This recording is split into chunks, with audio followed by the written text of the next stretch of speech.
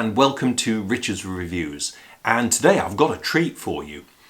Some of those people who've watched my previous videos will know that I did a review, an unboxing and a review of this Pagani Design PD 1644 Daytona Homage. That is a homage of the Rolex Daytona watch. And this was unbelievable value for money. I'll just tell you the specifications briefly. It has got a ceramic bezel, 316L stainless steel, bracelet and case. It had got a Seiko Japanese VK63 mecha quartz movement. That is a quartz movement with some mechanical properties to give it that chronograph feel. It's got screw down crown pushers, screwed on back, 100 meters water resistance, I'll get it out, and just a fantastic watch. Everybody should go and buy one of these.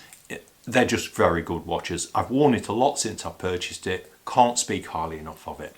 Talking to a guy this week, and he was telling me about my videos and my view of this particular watch, and he said, well, actually, Richard, I've got one of those, a Daytona. Yeah, I've got one of those. You can take it if you want.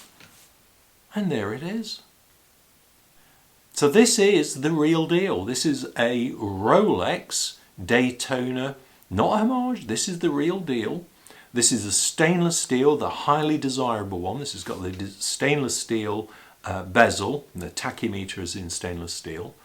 This is the Series 3 watch, which means that it's got the Rolex in-house movement. Before that, they were using movements which were in the El Primero.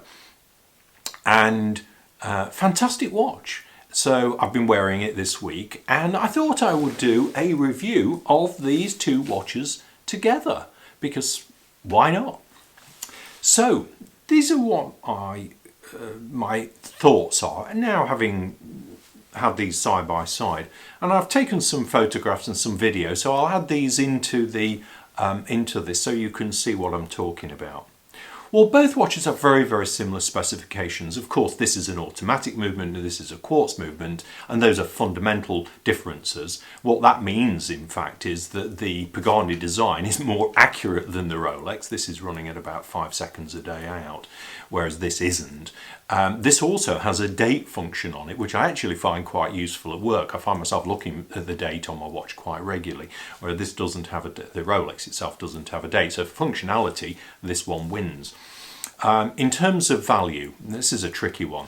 This offers outstanding value. In other words, the sum of the parts for £55, outstanding, no question. Everybody should buy one. Now, this isn't the sum of its parts. There's no way that this watch, which £10,500 retail, which you can't buy, and so they trade on the second-hand market for £20,000.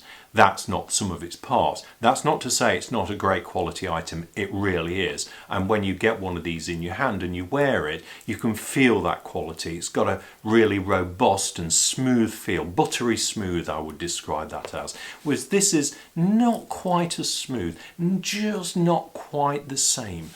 But this is a fantastic watch. But whether or not this watch, which costs 400 or is worth 400 times more than this one, offers value for money, is a subjective matter. In what I'm saying there is that value is what you're prepared to pay for something. Now, there are obviously people who are prepared to pay £20,000 for this watch, and some people who wouldn't be seen dead wearing this watch. Well, that's a personal choice that you make. Is it worth £20,000? Well, the sum of the parts, it certainly is not. But what happens, of course, is that the Rolex limit the supply of these, and so the prices go up, and therefore they command higher prices. Now, the person who lent me this watch paid £8,000 for it, and it's now worth 20, so he's obviously made £12,000.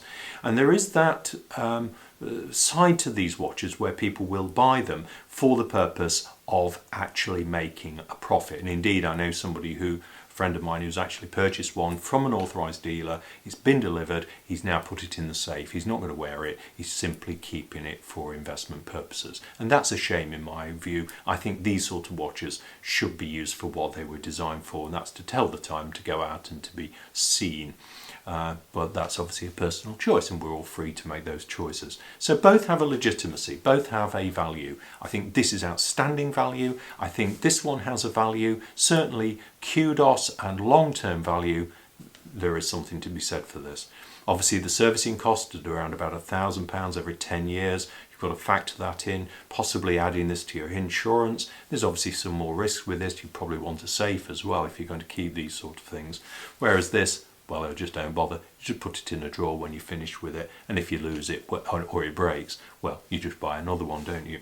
So you don't worry too much about it. And side by side, to be honest with you, they really are very, very close. Yes, the Rolex is better. White gold indices, it really shines, it's very nice.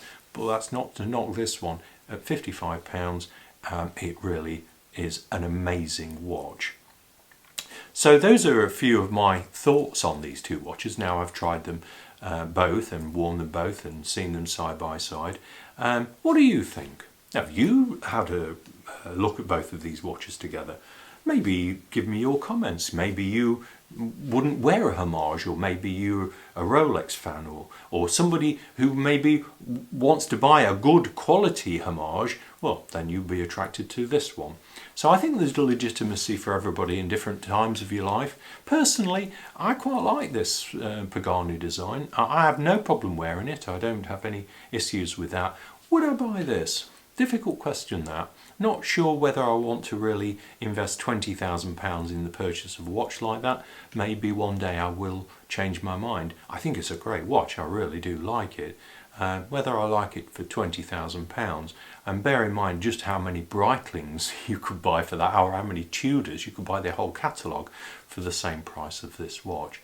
And that therefore brings a question as to whether or not you're getting really good value for money. Now, of course, the other thing is that the most expensive watch ever sold was, of course, one of these for, I believe, 17 million US dollars. And that was the watch that belonged to Paul Newman. Anyway, tell me what you think below. Please feel free to subscribe and give us a thumbs up. It really helps. Thanks for taking the time to watch this video, and I hope to see you in the next one.